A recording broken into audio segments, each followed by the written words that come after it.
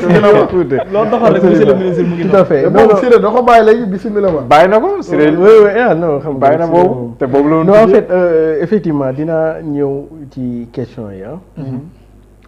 dama bëgg a tooñ monsieur le ministre rek. xam naa ni daf may cokkaas. te jakajoor loolu duñu ko bañ. sama weer bu jot ma dem Fouta. bu ma demee Fouta man je suis originaire de 2 zones au Fouta fi ñuy waxee Kidira Bundu ak fi ñuy wax Agnam Siwol même actuellement ma résidence principale c'est Agnam Siwol bi ci des mooy macha allah ci patriarche yi la bokk Fouta maanaam je suis chef de tribu ou chef de clan tu vois waaw c'est-à-dire nu ma la ko mën a expliquer mooy famille bi nekk Fouta Kidira tout comme yow yaa nekk ci bopp bi. pas nekk ci bopp bi mais ci ñiy diriger famille bi de manière globale font que j'ai des responsabilités. maanaam daal xam nga fa daal. non pas yooyu sax mais ak famille bi nu mu demee. fa la bokk. waaw tax na chaque mois il faut que man may dem. pour régler yenn affaires yoo xam ne c'est ci famille bi la ak ci et cetera quoi du man rek quoi mais bon ni muy demee. bu mooy première chose pour wan la ni du may gëj Fuuta man dégg nga d'accord. bi ci des mooy sànq dégg naa la sax nga may cokkaas ne li état bi def. ku ko xeeb ku ne daa fekk nga bëgg am loo ci njàmbaas man de jàpp naa ni yow peut-être mën nga douter sama jàppale Ousmane Sonko waaye Ousmane Sonko moom de du doutewu ni su far dee am ak waxi politique dee am xam na ni moom laa faral su soutien dee am ci régime bi. waaw lu tax nga yaakaar ni yow laay waxal non parce que non lu tax nga yaakaar ni yow laay waxal non dama dégg commentaire yi rek dans la presse et cetera non attends waaw faut pas ma expliquer rek faut pas penser que yow laay waxal non pas penser sax mais ça veut dire que tel qu'il a été dit ñenn ñi mën nañu comprendre non xaaral ma Siré man xam na non xam naa bu baax c'est pas grave xam naa bu baax c'est-à-dire que dama bëgg a wax ni on échangeait man ak yow on échangeait xam naa bu baax fan nga féete woon wax rek on a compris li nga bëgg a wax léegi ñu dem ci question bi mais yow taxaw may wax man li may wax politique taxut may wax waaw non man réew mi mooy tax may wax ndax bu politique taxee may wax man ñëpp xam nañ ni ci Ousmane Sonko la bien sûr d'accord léegi dama si laaj bi léegi bi ci des mooy avant may dugg ci laaj bi dama bëgg a préciser xam nga yaa ngi wax affaire PSE xam naa sax peut-être ministre xamu ko woon mais moo expliqué waale ko souvent gars yi ba dañuy jàpp ni man damay défendre PSE non défendre ma PSE suñu borom dafa dogal dama liggéey ci PSE des fois nit ñi dañuy wax ay affaires yu bëri yoo xam ni demeewul noonu ma bëgg a rétablir la vérité historique ci PSE 2014 2019 dama liggéey direction générale de la planification et des politiques économiques man je suis économiste planificateur la mise en œuvre du plan Sénégal émergent ñun la woon suñu direction rek ñoom ma Yacine Camara et cetera sama gars yëpp maa ngi leen nuyu 2019 laa génn ministère pour autre raison bàyyi leen ak PSE bi dox te bañ ñëwee ba Covid la ma leen doon wax mujj na feeñ. d'accord PSE dafa am ay ñaar ba ñetti affaires yoo xam ni pour la vérité historique moo tax ma koy wax yàgg naa koy wax mais peut-être gars yi duñu ko bàyyi. McKinsey defarul PSE. même si fay nañ ko 2 milliards et demi te fay nañ ko sax 3 milliards 2 milliards et demi la ko Macky Sall fay McKinsey defarul PSE xam nga Macky Sall lan la defar le diagnostic stratégique la McKinsey dem defar bi ñu ko indee gars yi ne Macky Sall mais kii waxu fi ñun lu ñu waxul ba pare te ni mu bëggee liggéeyee nii bu dee lii rek la jarul fay lii Macky Sall ne kon affaire yi noonu la demee mu jëlaat affaire yëpp arrêté contrat bi fay ko yëkkati dossier yi jox ko administration sénégalaise moo def élaboration moo def conception moo def rédaction moo def suivi évaluation première chose. kon donc bu ñu nee McKinsey moo bind PSE McKinsey bindul PSE diagnostic stratégique la def te diagnostic boobu defoon nañ ko déjà sax en interne c'est parce que moom li mu def waxu fi dara lu bees moo tax gars yi ne ko mais pourquoi ñuy fay xaalis bi diagnostic kii nga xam ne mënuñu fi indi élément bu ñu xamul woon. Macky Sall génn ci loolu ñëwaat ci affaire bi deuxième chose. maa ngi dégg monsieur le ministre di expliquer ne PSE c'était une compilation de projets et de programmes effectivement il a raison d'ailleurs sax man yàgg naa wax pour rek li ma booleeg waa PSE en fait état Macky Sall. Pour moi, le PSE, en certains moments, devrait davantage faire de la prospective que de rester dans le stade de la planification. Bon. Mais monsieur le ministre, son plan Sénégal émergent, d'accord, c'était une compilation de programmes et de projets, mais sans cohérence. Mais à mon impact, nga wax ko ci population yi, c'est ce qui ont bénéficié des programmes de PUDC, Promoville, PUMA, CMU, couverture maladie universelle, etc. Je ne dis pas que tout le PSE est bon. Encore que les Sénégalais yi li ma leen di rappeler mooy PSE 5 ans rek nañ ko dawal au Sénégal. Souvent ñu bëri dañ koy fàtte. C'est la séquence 2014-2019 et on a eu des résultats yu économie Sénégal musul am. C'est sur cette période-là qu'on a eu le retour de la croissance à hauteur de 6%. Donc la croissance était venue. À partir de 2019, on devait transformer la croissance maintenant en développement. Jalla Macky Sall saboté PSE, tas ossature bi mooy gouvernement bi dugg ci yeneen programme. ba joxaat la beneen misaal pour ñu génn ci PSE. Voilà ñu dem ci référentiel. Siré li gën mooy nga évaluer PSE axe par axe. Il y a eu 3 axes. Du PSE. Non, xam nga li ngay wax ni parce que quand tu parles de croissance économique, c'est nee naa la croissance bi croissance boobu su doon croissance à 2 chiffres aussi mënu la changer structurellement l'économie du Sénégal. Xam nga problème bi mooy lan? Est-ce que dans ces axes le PSE a eu du succès ou non? Loolu mooy la grande question. Est-ce qu'il y a eu transformation? Non, la question que je vous pose, Siré, est-ce qu'il y a eu transformation structurelle de l'économie? Non. Il y a bon. Deuxième chose, est-ce que le capital humain au Sénégal a connu un bond en avant ou non? Un bond en avant très important avec la faveur de la mise en place des ISEP, etc., etc. Même si. Mais non, attends. Xanaa da nga fàtte indice de développement humain bi. Waaw. L'indice de développement humain. Non, faut pas le comparer. Mais d'ailleurs, faut que les ministres parce que quand même, il faut. C'est ça le problème. Non, d'accord. Est-ce que indice de développement humain bi. Donc ça c'est. Non, c'est des questions qui n'est-ce pas? La troisième question que je vais poser après nga tontu. Mooy est-ce que bonne gouvernance PSE permettre nag bonne gouvernance am Sénégal. Loolu mooy 3 axes u PSE. Boo tontoo ci ñetti axes yooyu di nga wax. ñu dem ci référentiel bi. PSE réussir na wala déet. léegi leeral ñu loolu. léegi ñu dem ci référentiel voilà. Léegi jox ma ba premier point de croissance nga waxoon ah. Transformation structurelle de l'économie. Est-ce que l'économie a été non ba pare ak lan croissance ah. Croissance nga ak transformation. Non, est-ce que le PSE a transformé structurellement l'économie du Sénégal? Très bien. moom Siré. Croissance. Je suis parfaitement d'accord avec vous qu'il n'y a pas eu transformation structurelle de l'économie. Encore que mooy li ma lay expliquer ni le PSE n'a pas été déroulé à terme sur une projection. Waaw xaaral. Mais qu'est-ce qu'on déroulait jusqu'en 2023? On nous reprochait même de reproduire. On nous a reproché tout récemment de reproduire le PSE. Waaw non. Léegi ñu bàyyi ko mu leeral. Monsieur le ministre, même ma expliquer. Allez-y, je vous en prie. Je ne suis pas dans le jugement, mais je suis dans le factuel en fait. Le PSE bi ñu koy def 2035 moo doon échéance bi. Sur 2035 en réalité PSE 5 ans dañ ko dawal maximum 2014 2019. Qu'est-ce qui s'est passé? Au-delà de 2019 il y a eu la Covid. Après Covid les événements de Pastef. Ce qui fait que Macky Sall dernier mandat bi géré wul sax économie. ci yeneen programme la Macky Sall nekkoon mais géré wul woon sax question de survie ak réaction la woon mais ci période boobu même chantier yi sax pour ñu mën ko terminer sax problème la woon. C'est grave. Etc. Loolu mooy première chose. Mais à quoi servait le boss? Waa xaaral finalement à quoi servait le boss?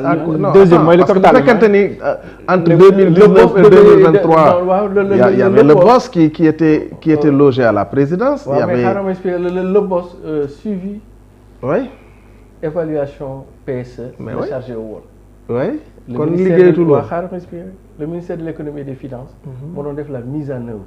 Et donc particulièrement la DGPPE et boss war a def le suivi évaluation. Et d'ailleurs sax du point de vue institutionnel on n'était pas d'accord avec Macky Sall parce que la mise en œuvre devait aller de pair avec le suivi évaluation mais bon loolu beneen détail la du ma ci dugg bi ci des mooy non xaaral non dama koy expliquer parce que justement dañuy waxtaan bi ci des affaire de croissance sur PSE kenn mënu ko PSE kenn mënu ko défendre.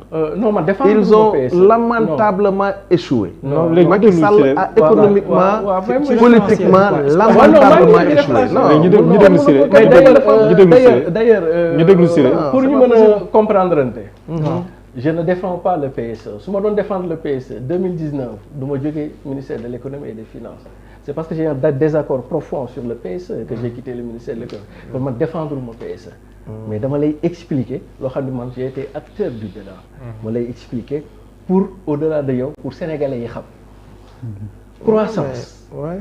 Effectivement la croissance comme ni ñu ko doon waxee ne se mange pas mais dans les théories de développement grand économie mënuloo développer mukk ci àdduna.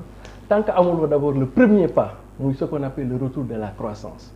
Et tous les pays qui se sont développés, c'est nan la croissance ñëwee ba pare ñu convertir la croissance ñun pays ce problème boobu la amoon xam nga lu tax il fallait que croissance ñëw mais croissance ñëw na mais les déterminants de la croissance du pays xam nga lan la woon c'était le secteur tertiaire et le secteur tertiaire était dominé par les multinationales ce qui fait que ñoom lu ñuy am croissance après dafay évaporer et donc le but du jeu c'était à partir de 2019 de transformer maintenant ce qu'on appelle les déterminants, ce que nous appelons aujourd'hui les moteurs de la croissance.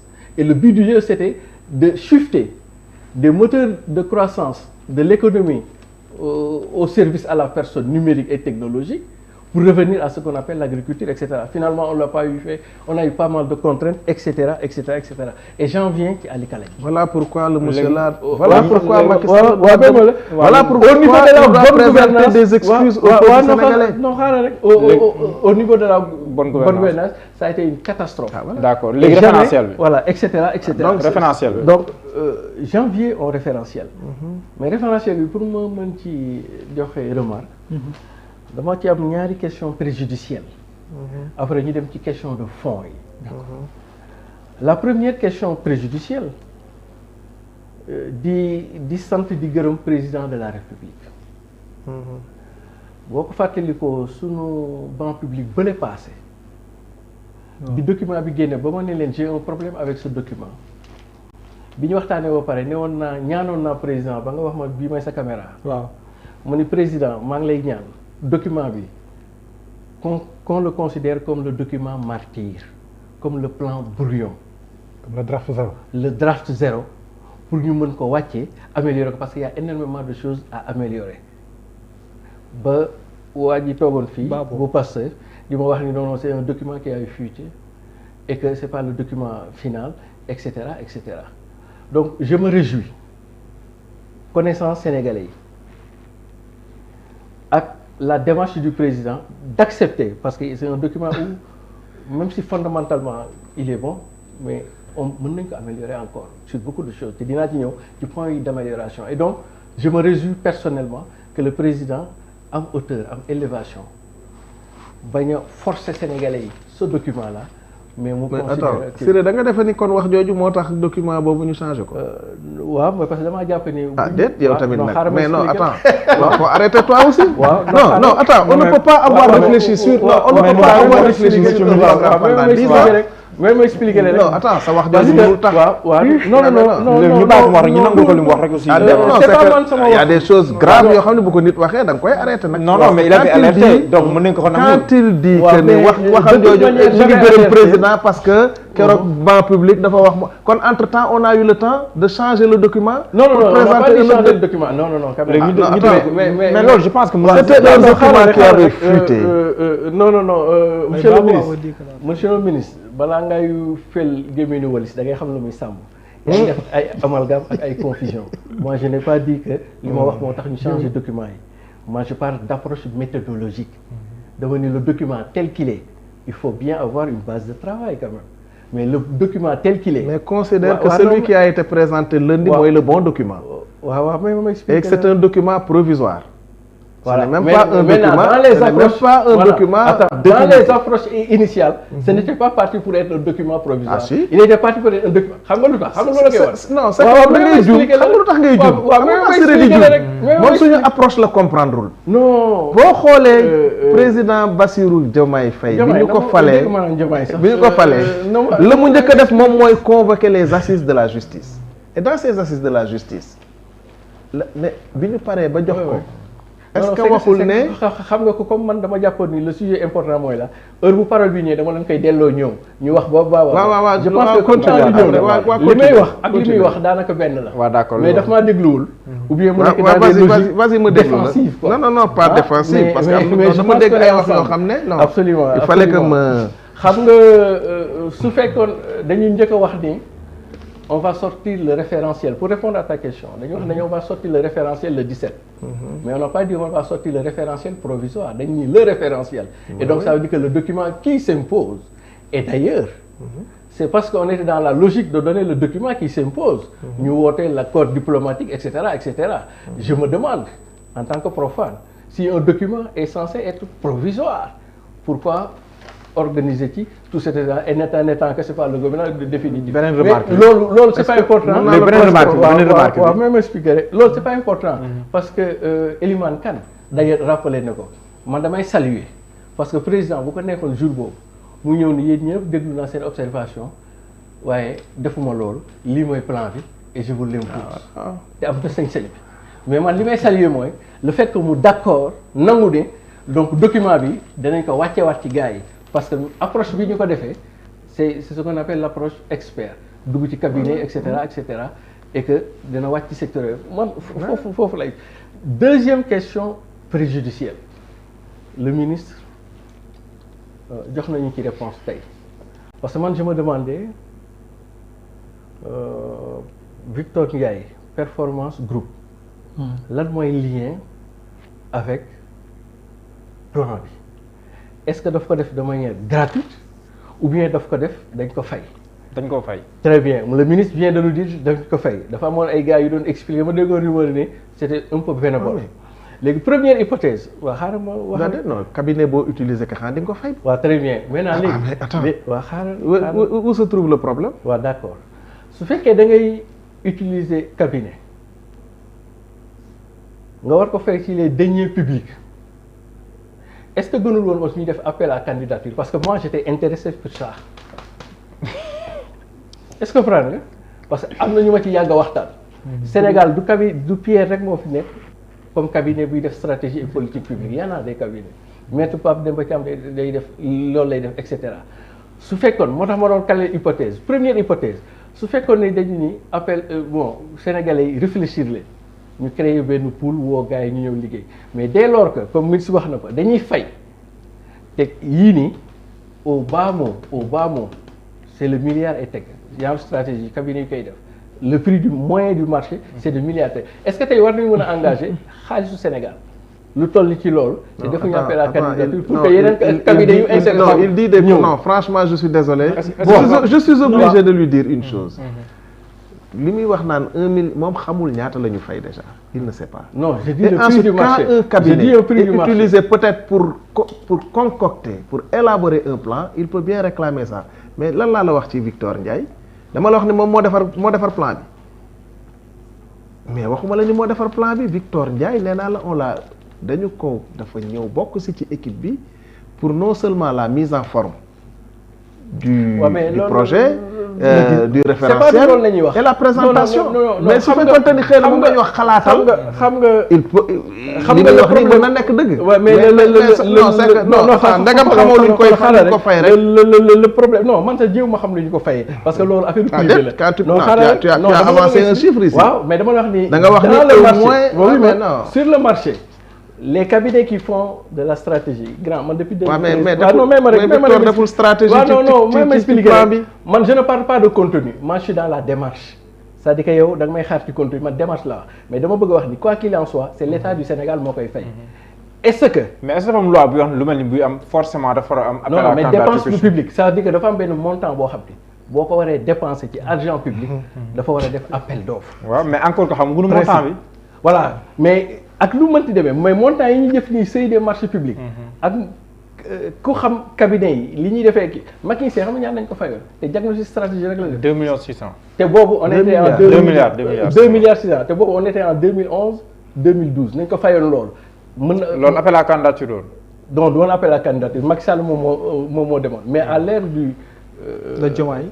de Diomaye je pense que xam nga man loolu lay bañ quoi ñuy wax ni Macky Sall réglé non je pose juste la question pour savoir est-ce que c'est une exigence légale pour man pour Macky Sall n'est plus une référence.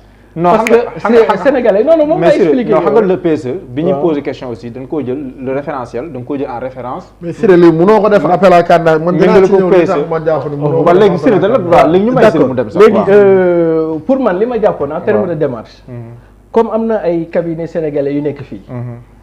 bu fekkee dañu ni woo gars yi ñu ñëw mën nañu wax cabinet yi nga xam ne dañuy def ci yooyu. ñu woo leen organiser leen sous forme de pool.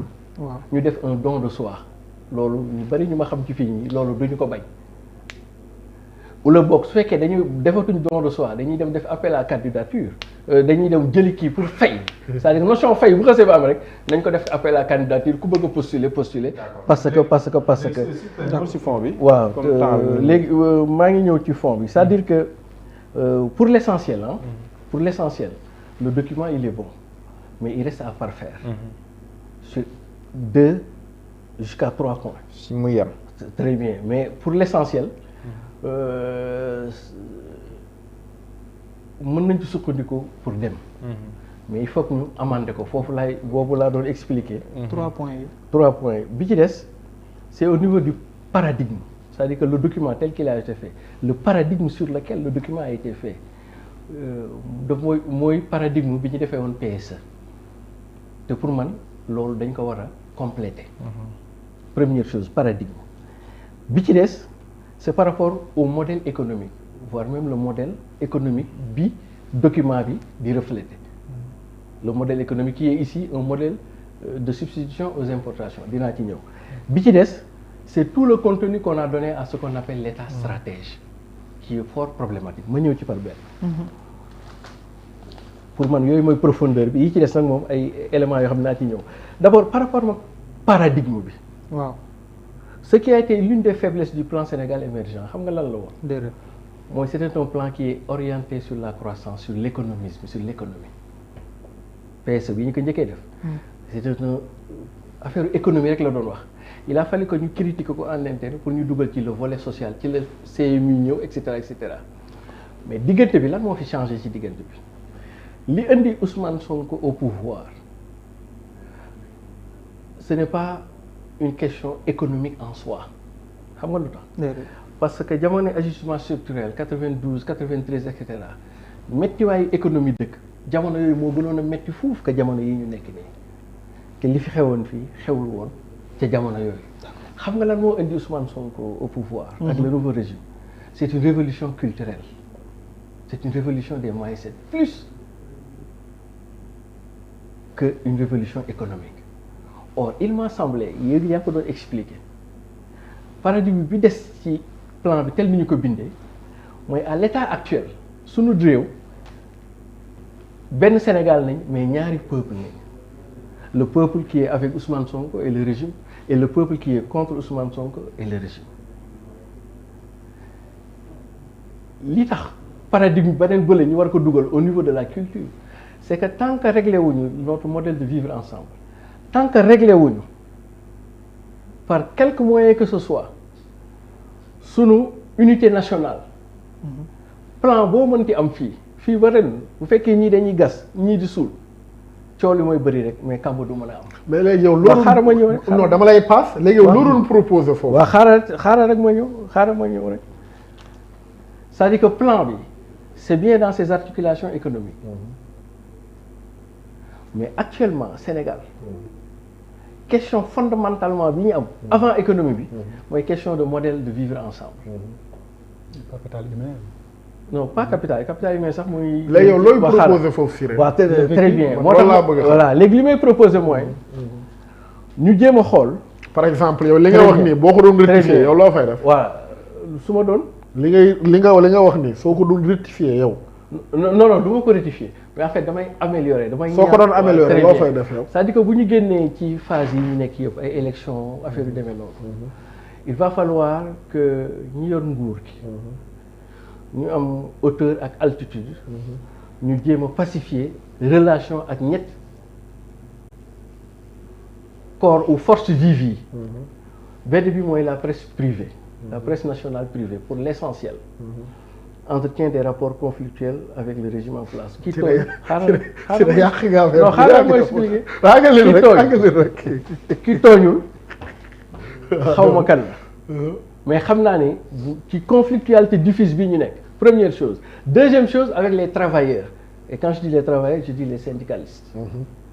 soo moytuwul bu ñu ci génnee ci élection yi le front social dafa nar a yëngatu ci ay et cetera. bi ci des. non man nag leneen laa doon xaar mais dama dinaa rebondir ci yi nga indi. ñu déglu ko rek. waaw bi ci des c'est très intéressant. c'est le secteur économique privé national sénégalais. souvent dama koy préciser. am na lu fi jotoon a xew. c'est-à-dire que lu ma bëgg a expliquer foofu première chose li ma doon yokk man ci 2 points laa koy yokk. mooy bu ñu génnee ci élection yi. il va falloir moo xam nu muy tudd. mais tant qu'on est dans ces adversités là. mu am le peuple de Ousmane Sonko ak ñi koy soutenir. ak le peuple de ceux qui sont entre Ousmane Sonko. avec des rapports heurtés. avec franchise yi ma la wax nii. ak plan boo mën di indi. pour mu am résultat dana yomb. deuxième point. mooy li Mohamed doon laaj professeur. professeur sànq dafa la expliquer ci Senghor dafa jot def yu bari. waaw boo ci yaakaar mu yàqu. loolu laay bëgg a expliquer lan moo tax mu yàqu. ma ne ko lan moo tax yooyu. très bien parce que c'était tellement beau dans ma tête. absolument te kat loolu. amoon na quoi. xoolal loolu amoon na de 1960. ba 1970. à partir de 73 14 la CCS nañ ko commencé perdre. et d'ailleurs pour man moom la ñu war a compléter le plan. gis nga Diallo. pour yow lan mooy différence entre Occident. asiatique yi ak ñun africains yi. boo ma ko waxee ma xam. très bien du ci xel. du ci xaalis. du ci koom. du ci patriotisme. du ci yooyu yëpp. d'ailleurs yéen a ngi koy wax Sénégal moo daan dimbali affaire ñoom dem nañ ba raw ñu ci xaalis kon donc du xaalis xam nga lu tax c'est-à-dire que développement économique dafa am lu ko sous-tendre. loo xam ni ça relève même. de culturel. tey jii si l'Europe de manière globale a pu devenir l'Europe du point de vue économique. c'est parce que dañu am ay ce qu'on appelle les valeurs occidentales.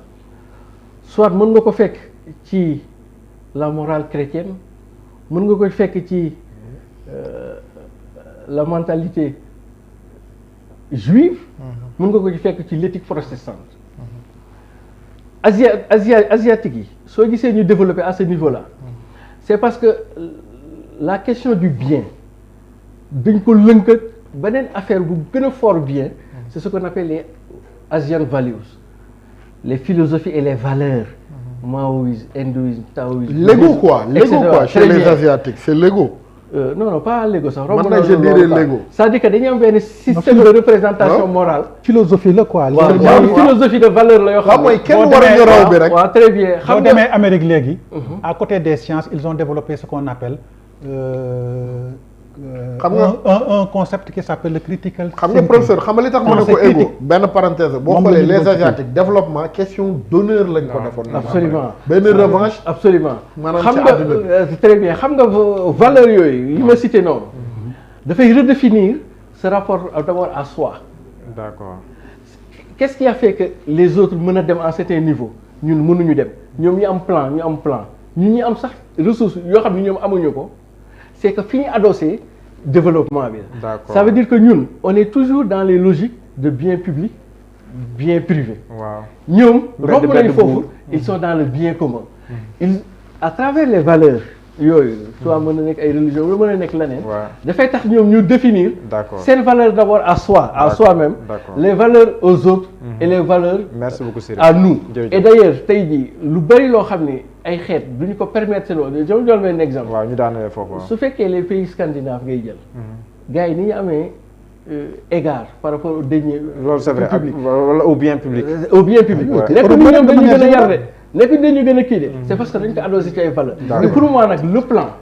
quel qu'en soit le caractère intéressant qu'il a en termes de croissance parce que xam nañ niche yi xam nañ moteur dañ koy dem jëleeg yooyu mais suñu toggul aussi doomu aadama yi li ñeneen ñi wax naan l'homo sénégalensis une philosophie derrière très bien toute une philosophie de valeur nga xam ne nit ki waxuma sax ñu koy surveiller ñu koy xool ou la police ak gendarmerie mais d'abord à soi-même am na lu mu jom suñu travaillé wul ci loolu day sooxe loolu dafay merci beaucoup si le temps bi. d'accord kon léegi yeneen point ñu bàyyi mu seetlu ko parce que temps bi xoj nañu ko franchement non man nga bàyyi Siré nag mu développé. non parce que am na ponk bu des. non grave vendredi prochain su ma ñëwee ñu dooraat affaire yi. am na beneen point am na beneen point bu des c'est 1 heure jot na. dans le fond tey bu ñu doon dugg dans le fond ci lu jëm ci wàllum projet bi au-delà des finances bi nga xam ne wax nañ ko parce que dafa am bu ci gën a yitteel nit ñi mooy endogène bi nga xamante ni wax nañ ko ci naka lañ ko war a mën réussir réellement. endogène ak souveraineté. ak souveraineté waaw. bon d'abord dama bëggoon rebondir tuuti rek ci li Siré def